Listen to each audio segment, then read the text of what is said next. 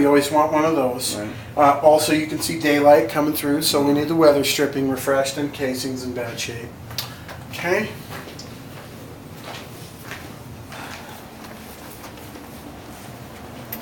Let's see, this downstairs storage room, once again, we got a light fixture, no Right. proper connectors, it's hanging loose down there.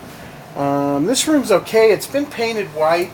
I get a little bit of a musty odor when I come in here, which kind of concerns me a little bit. You can see that it's been flaking off the walls here. That's almost always moisture related. Right. Nothing active, obviously with storage. So something like maybe a layer of dry lock or something like that. Well, dry lock's probably what they tried to do here. Yeah. Is what their solution was. Once again, the best defense against any of this happening is let's deal with our drainage on the outside. Well, of course, right behind this wall is where that drain spout dumps right next to the foundation. Right there. So, yeah, obvious. Now, this is unheated space. So if it's uncomfortable, you may want to install an exterior door. Right. Solid panel with weather stripping, so you're not getting that. But you'll have to see how that works out for you in the long run. Beer cooler. Okay, once again, the 12-inch ceiling tiles throughout the place, yeah, potentially asbestos. Definitely looks asbestos. Yeah, it could be, but you know, it's so hard to tell. Well, with the age, you can almost just assume correctly. Yeah. Okay, now mechanical room. Okay, let's see. All right, we'll start with the water heater, 2004. Okay. Okay, everything looks like it should be working fine. Couple of things not going on. First thing is we're not earthquake strapped, Right. Which we need to be.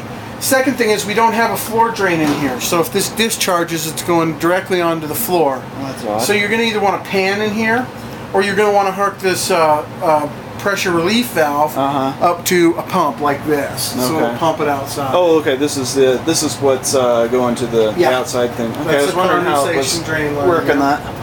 Yep, and that takes the element out So of the... can you just tap into this little... I think you can Looks like put more than one pump on there. Or you could tap into this. Well, this is super hot water, so That's true. Talk to a plumber first. Gotcha. The pan's the better solution. Really?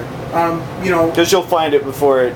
As long as you got a pan, you'll find it before it really gets out. If it's the biggest leak problem is the pressure relief valve, and it's going to relieve pressure until it's done, so it's not going to dump 40 gallons. Right. And usually you can control it that way. Gas lines, this is okay, but we like them secured every 4 feet. Just be conscious of it. Let's see, wrong size box on the light, no connectors again. Gotcha. Now, the furnace itself is dated 1990. It's a medium efficiency furnace. Typical life of these starts at about 15 years. So because of the age, my report's going to say you need to get a licensed heating contractor in here. I would recommend it before the close of extra. Now we test it for function, and right now we're on the air conditioning cycle. We ran it through the heat cycle. Everything's fine, but we can't test the internal components of this. And so I definitely, when it gets to that age, it's just money well spent. So it's got, what was this green sticker? Yeah, it's green sticker. So 08. It's been calibrated, yep. And we have a service sticker that says 08. They clean the ducts as well. So they did some work on it. As of 08, it was probably, well, it's green.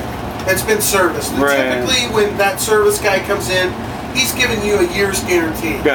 With it, so you're not too far off. Probably not high risk, but it's an older machine.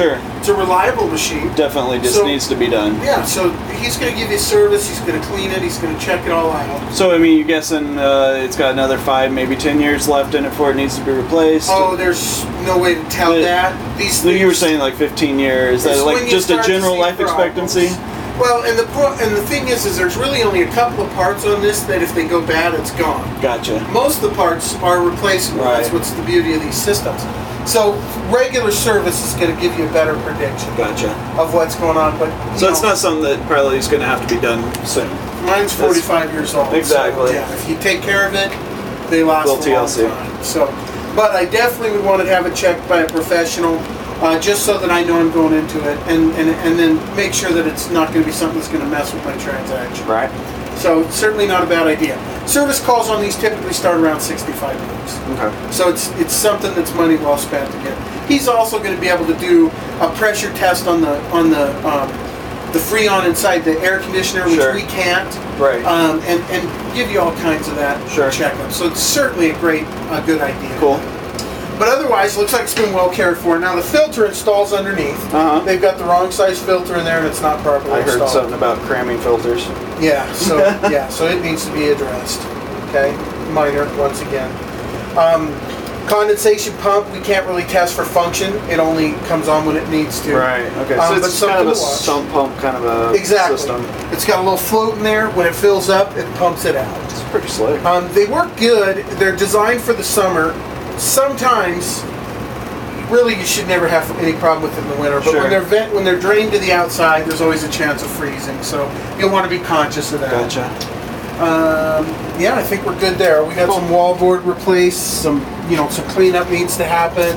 Once again, several connections where they didn't use the right connectors on these. Right. But otherwise, I think we're probably pretty good shape. They must have done most of this basement stuff themselves. Yeah, well, it definitely wasn't done anytime recently professionally. Yeah. So, here's another one of our structural posts with our overhead beam piers. Everything looks good. Is this, we noticed this when we were first in here, but is this anywhere sort of, were they just trying to make a doorway, or what's with these 2x4s? Oh, I think that's just somebody's way to box us down. Yeah, to make so I mean, you have the original here. Yeah, this and is then the they just wanted structural to, beam. they just wanted to, flesh it out a little bit. Yeah. Right. Yeah, because we're like, what in the world's with that? Yeah, that's how they decided to build the bulkhead. Right. Once again, shows you that it wasn't a professional job. And there's our dear family. Okay, the laundry room, we are electric, no gas. Gotcha. Here's our other fuse box. Oh, okay. Not a problem in here, really. These fuses are... Once again, we've got open knockouts in it that should be sealed. We've also got a wire that has obviously arced in the past. There's some melting of the plastic, but it looks like they tried to repair it and reconnected it, and I don't see a problem with it now. It is fuses. This is outdated technology. Certainly an electrician's what you want to talk to. But they do work. But still, yeah, it's old, but functional. It works, but yeah, it's outdated. I have no idea why that's there, but it's surface mounted, so or whatever it is. Yeah, I don't know, something hit it. Signs of previous leaking at the handles here. Don't know if that's anything other than an adjustment, but something you want to watch. Once again, old technology. Right. This dryer vent, the aluminum foil on the slinky is not an acceptable dryer venting material.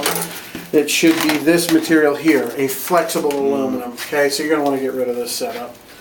Okay, drain. Is that venting right to the patio somewhere? Or is it just it comes right out to the back to the patio. Let's see if we can just see it underneath here with the ceiling. So it must be shooting through here somewhere. I can see it from the outside.